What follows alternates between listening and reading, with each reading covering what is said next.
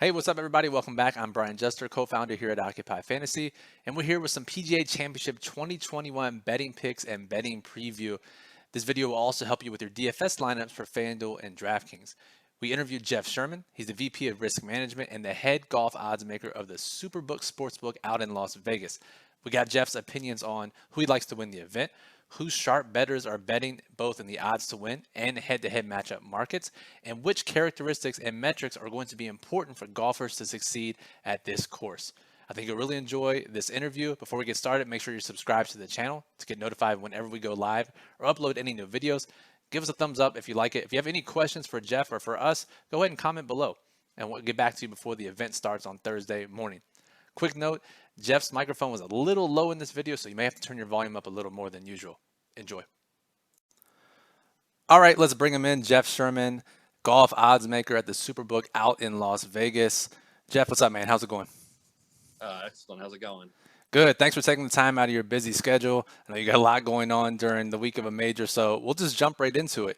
If you want more background on Jeff or some of his high-level thoughts on golf odds making, go back and listen to our interview with him for the Players Championship that we did a couple of months ago, and you can learn about that. This episode is specifically about the PGA Championship. So, Jeff, I have to ask you, this course we're playing is the Ocean Course at Kiowa Island in South Carolina. It's the first time that they've been here since 2012 for the Players Championship, or for the PGA Championship, excuse me. So, by all accounts, this is going to be the longest course they've ever held for a major, one of the hardest courses on tour. So, what are you looking at for characteristics and metrics for golfers to succeed at this course?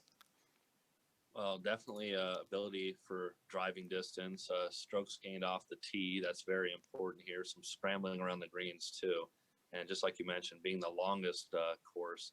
I mean, you start out with the long hitters, and when you're handicapping it, that's you want to see how they're going to relate if they're going to be matched up against other guys that might not be long hitters, things like that. But from an odds to win standpoint, it's pretty much set as we've seen other majors and how guys are in form. And we've only got 1 year of course experience here with Rory winning by 8 shots.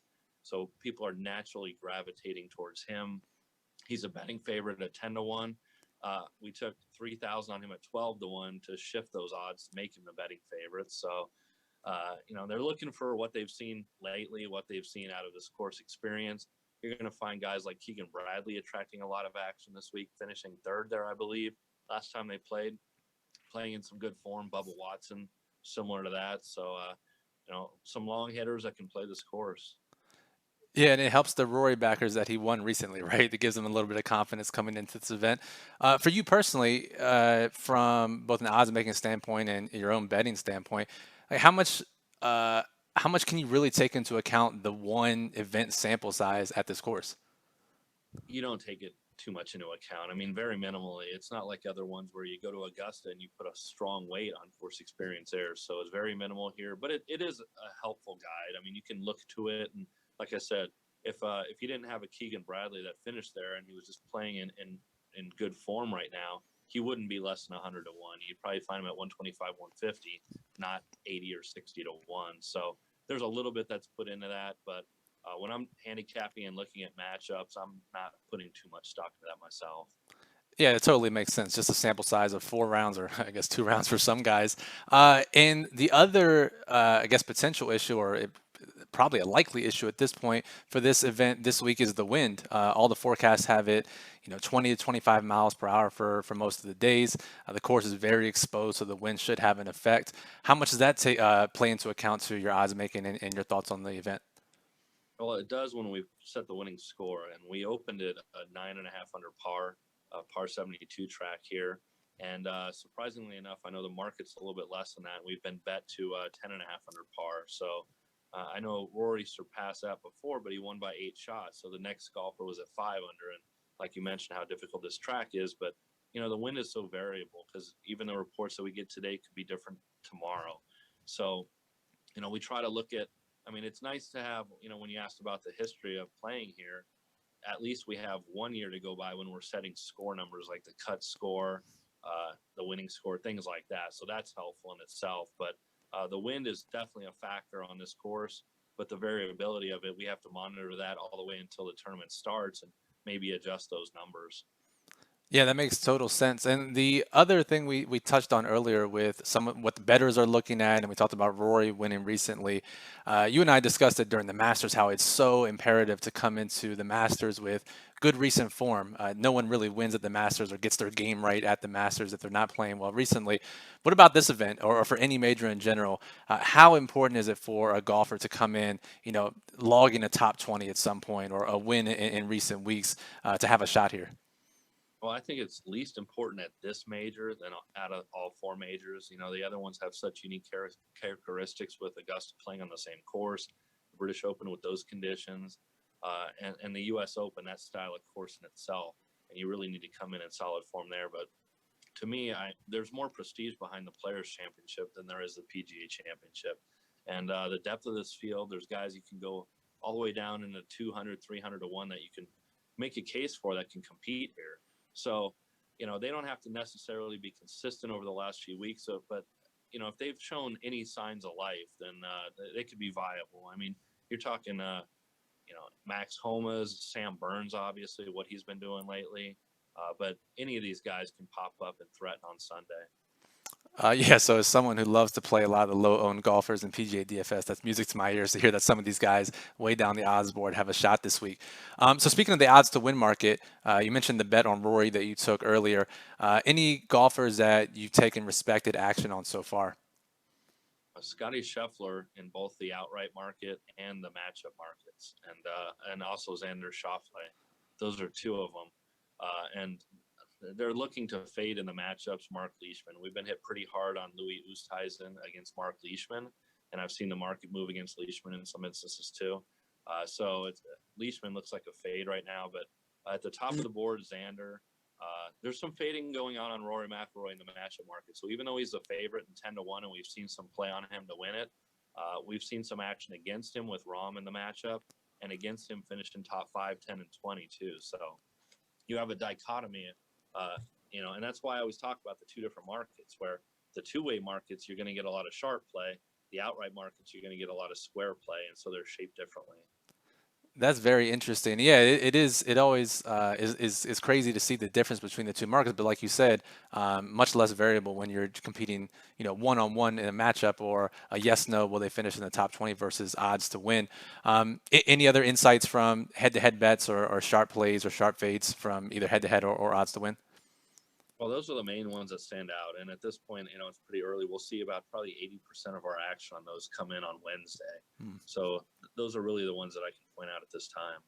Yeah, that's what I was going to ask you next is when do sharp bettors typically make their bets? Obviously, it depends on, where they expect the line to go and whatnot, but it sounds like most of the action comes in on Wednesday. Do you guys get a lot of sharp future action for majors? Well, more so than a weekly event we do. But most of the sharp action, they're either going to come in, if they come in early, it's because something's mispriced in the matchup or the prop market. But if they're waiting from just surely handicapping it, then you see a lot of that action come in Wednesday, where they wait for the market to settle, and then they can get their plays in, because a lot of places bump their limits up closer to the tournament when the markets are settled too. So early on, you'll just find basically numbers that might be off, and getting directed to the right number. Got you. Okay, that makes a ton of sense. What about you, Jeff? I mean, you mentioned some of those guys that have chances way down there. Who are some long shots that you're looking to play? Oh, I'm on just because of the way they've had for their seasons. Abraham Answer, Corey Connors, and Cameron Smith, because they've been great in the majors that they've had, the Masters. They've been great week in and week out, consistently near the top. And I've played them at 60, 80 and 100 to 1. I had Smith at 60, Answer at 80, and Connors at 100. And then you can get deeper to like Ryan Palmer, somebody that's had a great season. You could find him in the 200 to 1 range. And this isn't necessarily someone that I'm on myself, but I've been seeing a lot of support today for Victor Perez, and his odds have dropped from 300 down to 150. I do have one more other long shot that I got involved with, is Thomas Peters at 400 to 1. Very long hitter. And if he can put it together, then he can fit the style of course. Yeah, and that plays to the length angle that you were talking about. As far as those other guys, Connors and Answer that you mentioned, a variety of styles there. So I guess just for people listening, especially this type of course where even in 2012 we didn't see a bunch of long hitters near the top. Obviously Rory, but then some of the other guys in the top 10. Length is important, but I guess just confirm to me that there are other characteristics and other playing styles that can win this week. Well, yeah, I mean, when you get to a major, you get tested in all facets of your game. So that's what their idea is to do that. And obviously, length is a standout factor we're looking at, and it's going to be talked about. But they're going to try to test all areas of each golfer's game. So, I mean, you're going to have to keep the ball in the fairway. Just because you're going to hit it long, that doesn't mean you're going to be in good positions from that. And you have to have your approach shots and scrambling be important too. So, when you get to a major, you can't really just pinpoint one like some courses where you can week in and week out. Yeah, absolutely. You mentioned you guys were bet up on the number to win the tournament. Would you bet over or under 10 and a half strokes to win the tournament? Well, I think it'll be closer to 10 under or less. I mean, I know we're seeing differences to market and play right now, but just when you had Rory win by 8 shots, I'm not expecting that type of separation. I'm expecting a much more competitive tournament. Obviously 8 shots is a lot, but I think it's going to be tough on this type of course this time around with as steep as the field is. I mean, we're talking 9 years removed from that. So the talent and the depth of the golf pool right now is completely different than it was 9 years ago. And I think it's going to be challenging enough to keep these guys together that it wouldn't surprise me if like 8 or 9 under were to win it. Yeah, totally. I'm shocked you guys aren't taking Rory's eight shot win into account, right? So Jeff, when we were talking last time, you boasted a little bit about your great bet you made on Jordan Spieth back in, I think it was November before the Masters. You got a really good number on him. Obviously, he caught fire in the early part of this year leading into the Masters. So I got to ask you, for our bettors out there, are there any other golfers that you're looking at that you think that you can make a play on for future events, not necessarily just this week? Well, if you're looking down the road, you might want to get on someone like Sam Burns, where you can get the starting numbers at now. He's qualified for some of the majors, and you can find him maybe just over 100 to 1 because he's got the potential by the time the other ones go off to maybe be a 50 to 60 to 1 golfer, almost turn into a Cameron Smith or an Abraham Answer like that. So someone like him, he's won recently, almost won a second time to make it two straight, but just missed out on that. But at this point, the one difficulty with the upcoming majors versus the Masters has that 8 month shelf life basically. These other ones have about a month. We have these up all year, but the adjustments happen quickly, and the Masters being up so long, it takes a lot more to move those numbers, and it's a lot more difficult to find something at longer that's going to move quickly over this month. It's more of a longer process that you can get some value on Masters long odds more so than the ones that are a month apart. That makes a ton of sense. That's really good insight into the length of how long some of these markets are up for. So, Jeff, one final question. I'll let you get out of here. I know you're busy. Give me your prediction to win the event. Well, I would have to go, and I'm getting in a golf draft tonight, and it depends where I end up for this, but I'd probably have to say Xander Schauffele. I mean, enough respected actions come in. I've been on him in the past.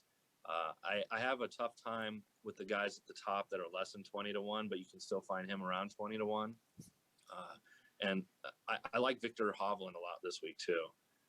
So it wouldn't surprise me with his pedigree and the European Tour experience if the wind kicks up that he's solid there too. But Xander would probably be my starting point. There's a lot of the other guys at the top that you can make cases against. Rahm hasn't been the same since he's had his baby, and he might just not be as focused right now. Rory, I couldn't bet him at these odds that he's involved with, so I'd probably start with Xander. There you go. You heard it from Jeff Sherman. Been in the industry for 20 plus years, Jeff? Close to 20 years? What's the number now? Coming up on 28 now. So 28 years of experience in the golf industry. He's picking Xander to win the event. So take that for what it's worth. So if you want to follow Jeff on Twitter, you can do so at Golf Odds. Go visit him at the SuperBook out in Las Vegas. Jeff, appreciate your time. Any final thoughts? No, I think it's going to be a good week, and just enjoy it. And once this is done, though, then we got the U.S. Open on its way, completely different handicap, and I've already got those odds up. You can check all that stuff on my website on golfodds.com and see how fluid that stuff is. But I'll clean that up, and on Monday, based on how these golfers play this weekend, you might see some vast differences in the U.S. Open. Sounds good. So golfodds.com is where you can get those futures. For Jeff, I'm Brian. Thanks to everyone for listening, and good luck this week.